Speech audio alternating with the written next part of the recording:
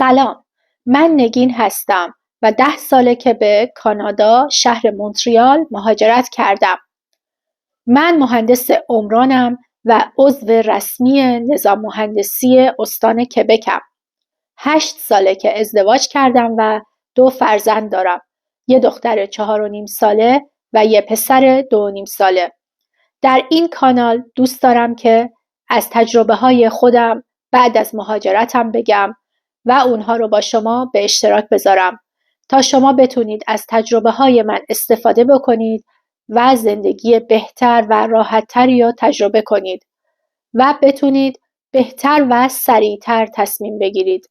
مطالبی که دوست دارم در این کانال بگم: چالش‌های مهاجرت و زندگی در کانادا، مخصوصاً شهر مونتریال، نحوه پیدا کردن و اجاره کردن خونه، محله‌های مونتریال و اطراف مونتریال و مقایسه اجاره خونه‌ها در مناطق مختلف مونتریال، ثبت نام در دانشگاه و کالج و نحوه پیدا کردن کالج یا دانشگاه مناسب خودتون، نحوه کار پیدا کردن و رزومه نویسی، نحوه ثبت نام در نظام مهندسی و پاس کردن امتحانات و عضو نظام مهندسی شدن، در رابطه با امتحان فرانسه تخصصی و چطوری پاس کردن اون که لازمه عضو شدن در سازمان نظام مهندسی استان کبک، نحوه ثبت شرکت در استان کبک،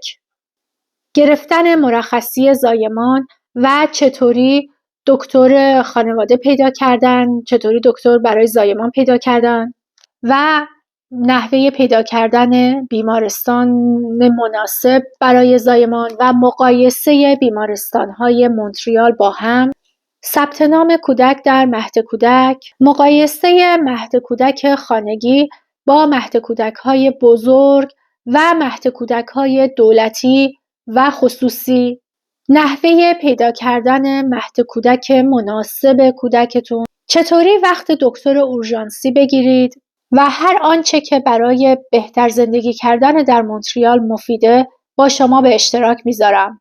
با توجه به کامنت هایی که زیر این پست و پست های بعدی میگیرم، مطالب رو اولویت بندی میکنم و اول اونها رو توضیح میدم.